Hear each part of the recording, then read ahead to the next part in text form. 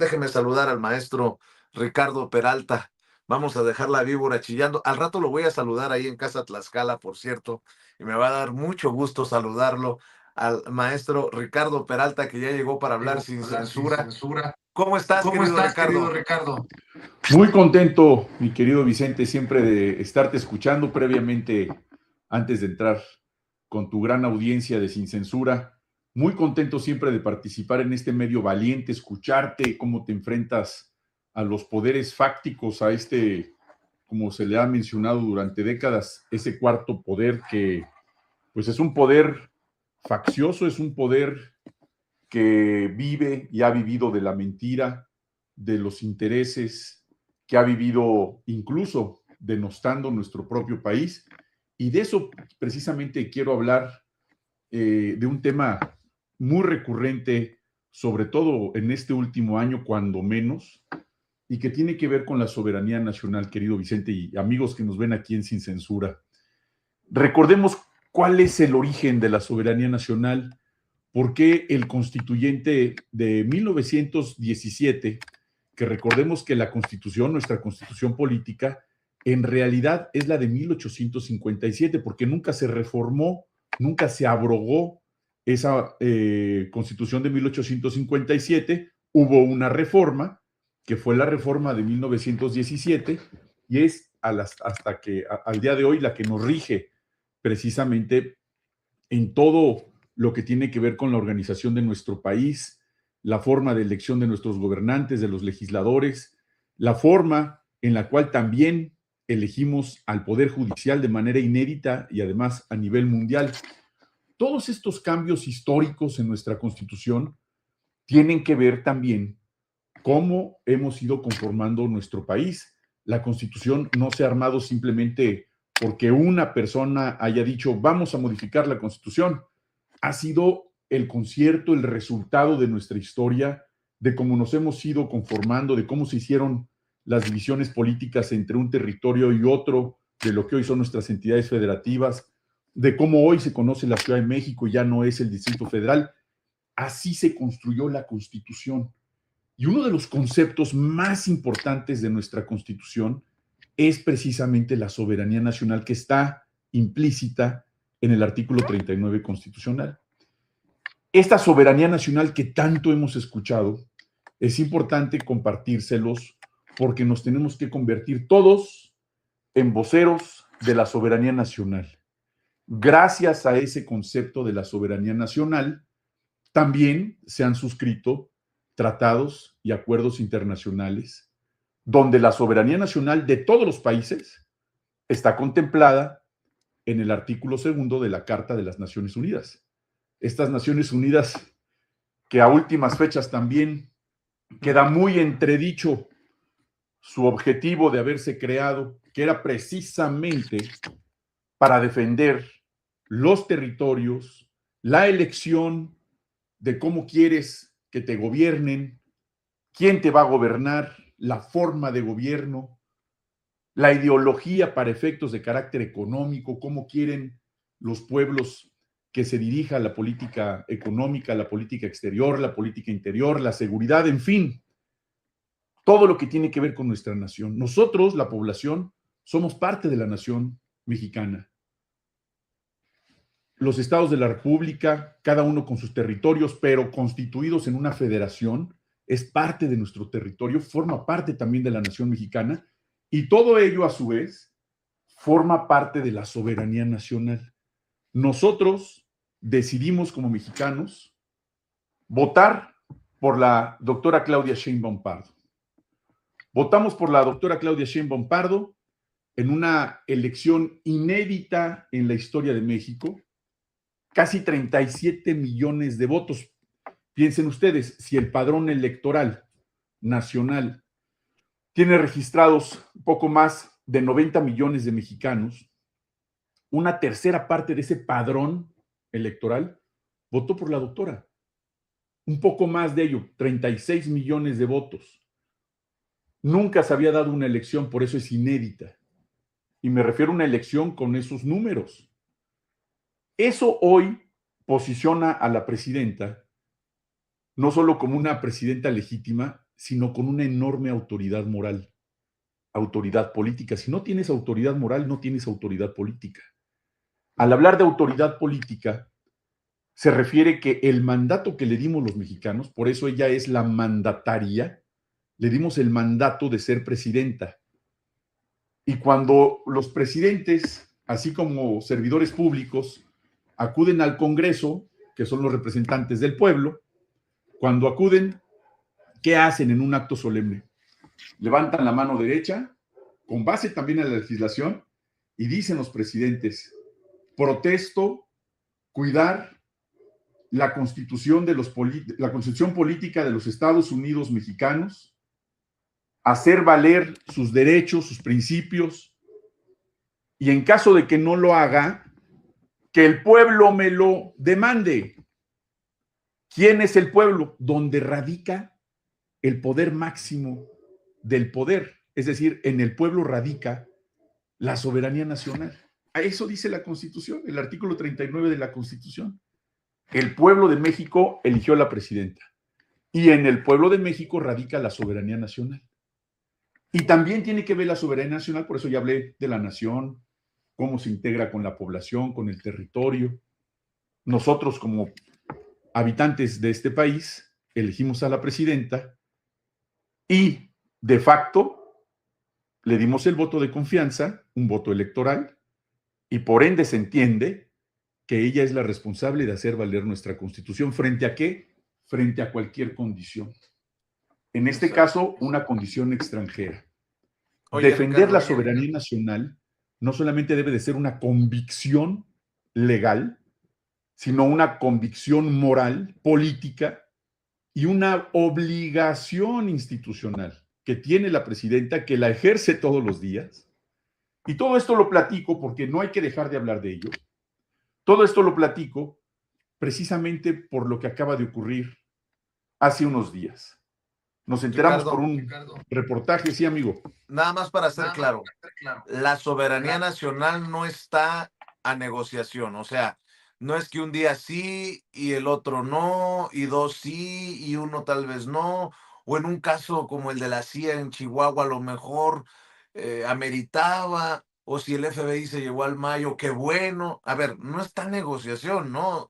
Y para que le entres al tema precisamente de así con todo. Sin duda, mi querido Vicente, la Constitución no está a discusión. Ni una coma de la Constitución se puede modificar si no está sujeta a una reforma que el Congreso realice. Y la soberanía nacional no está a negociación. No es que en cierto territorio de la República Mexicana la gobernadora Maru Campos diga, bueno, nosotros sí podemos ceder una partecita de la soberanía nacional y que vengan agencias extranjeras a realizar actividades que solamente competen al Estado mexicano. El caso del Mayo Zambada.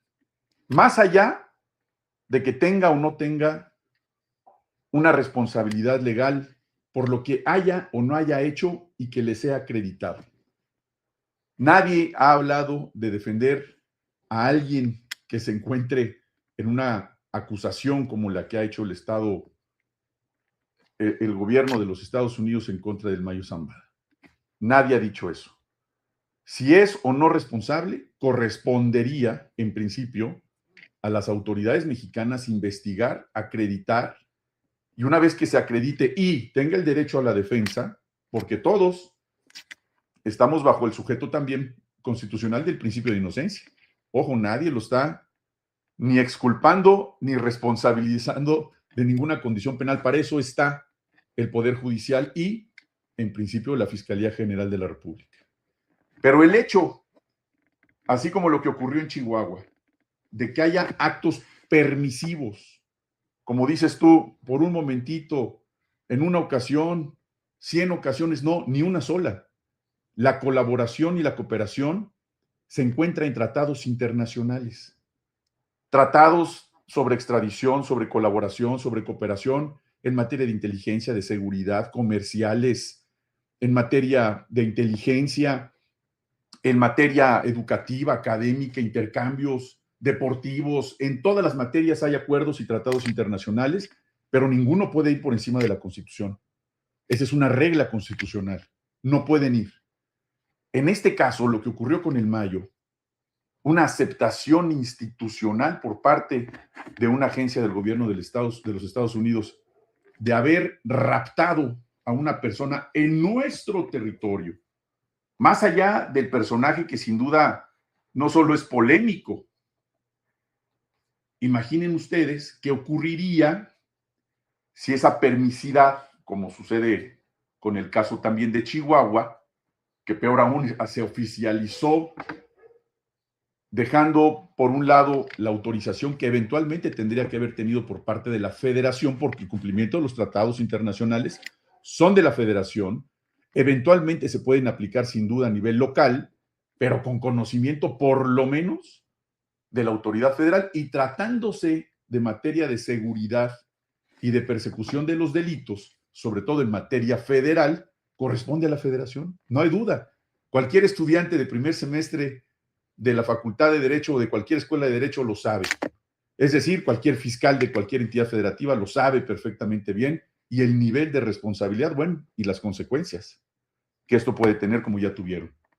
Entonces, el hecho de que haya entrado una aeronave, lo haya aceptado el gobierno de los Estados Unidos y haya sustraído, en términos legales, haya raptado a un ciudadano mexicano, por el motivo que sea, llevarlo a la justicia de ese país, procesarlo como en este momento lo están haciendo, sin conocimiento de las autoridades mexicanas, habiendo de por medio tratados y acuerdos internacionales, es una violación flagrante a la soberanía, es una violación flagrante a la Carta de las Naciones Unidas, y sin duda no puede volver a ocurrir, porque podría ser un acto concatenado, secuencial, progresivo, y es una forma sin duda de intervención, es una forma de invasión a nuestro territorio nacional.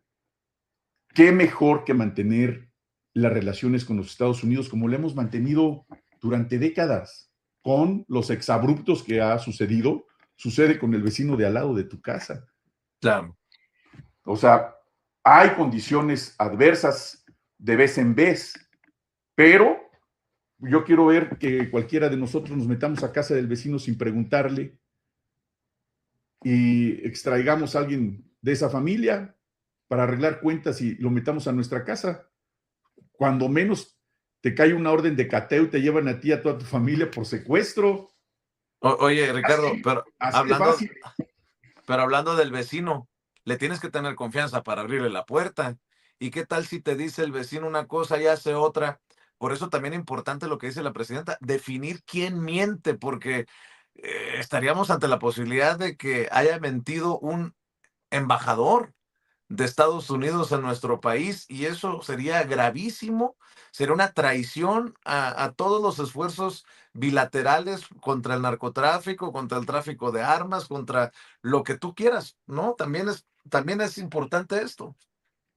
Mira, hay que reconocer, querido Vicente, que la cooperación y la colaboración con los Estados Unidos hoy como nunca es más fuerte, es más obvia, y ahí están los hechos.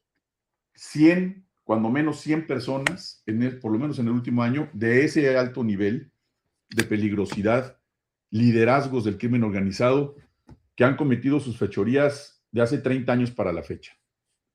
Cuando han políticos hablando del caso de Sinaloa, etcétera, hay que hacer un ejercicio de memoria, olvidarnos de la amnesia histórica y ver cuántos gobernadores del PRI y del PAN, para empezar, Felipe Calderón Hinojosa y su secretario de Seguridad en su sexenio, hoy se encuentra preso con 38 años de condena por haber protegido al cártel de Sinaloa. ¿Les suena algo?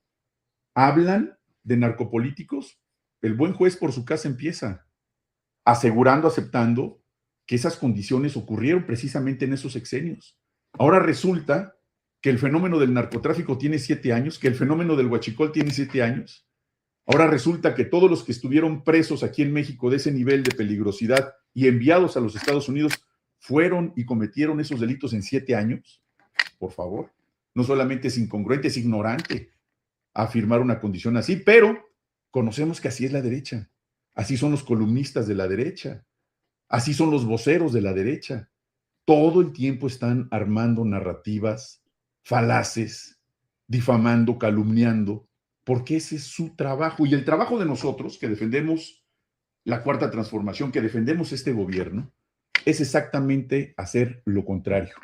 Hablar con la verdad, decir las cosas como son, evidenciarlos todos los días. Por eso escribo yo en uno, en otro periódico, hago mis videos, participo, y es lo que yo invito a la gente que haga lo mismo. No necesitan ser figuras públicas. El ejercicio es de uno a uno con los mexicanos. No dejar que vaya a ocurrir lo que está ocurriendo en Colombia, lo que ha ocurrido en Latinoamérica, que con esas campañas mediáticas engañan a la gente y logran que regresen los gobiernos de derecha que tanto daño le han hecho a Latinoamérica, que tanto daño le hicieron a México. Y esa es una carrera que el objetivo es ese.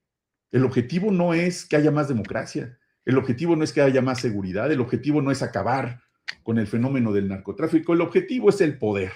El objetivo es llegar al 27 con mentiras, con engaños, engañar a la gente, engañar a los pobres de derecha, a los aspiracionistas que se creen de derecha. Para el 27 y el 30 lo que quieren es el gobierno. Ese es el gran botín de la derecha.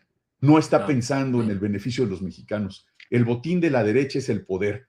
Nada más. El poder, poder, sin ideología, sin estar cerca de la gente, sin visitar los territorios, sin abrazar a la gente, sin programas sociales. Esa es la realidad. Y todo esto que estamos viendo, amigas, amigos, por eso lo insisto, es un llamamiento, una convocatoria para que todos en nuestras redes sociales, en los mensajes de mensajería de WhatsApp, de esto, del otro, lo que tengamos, defendamos la soberanía de nuestro país, que está en riesgo, que ha estado en riesgo siempre, pero hoy como nunca nos tenemos que mantener unidos, sobre todo los que somos patriotas de verdad, los que amamos este país y lo defendemos todos los días. Ese es el legado que le tenemos que dejar a nuestros hijos, a nuestros alumnos, a nuestros compañeros de trabajo, a nuestra familia, a la gran familia mexicana.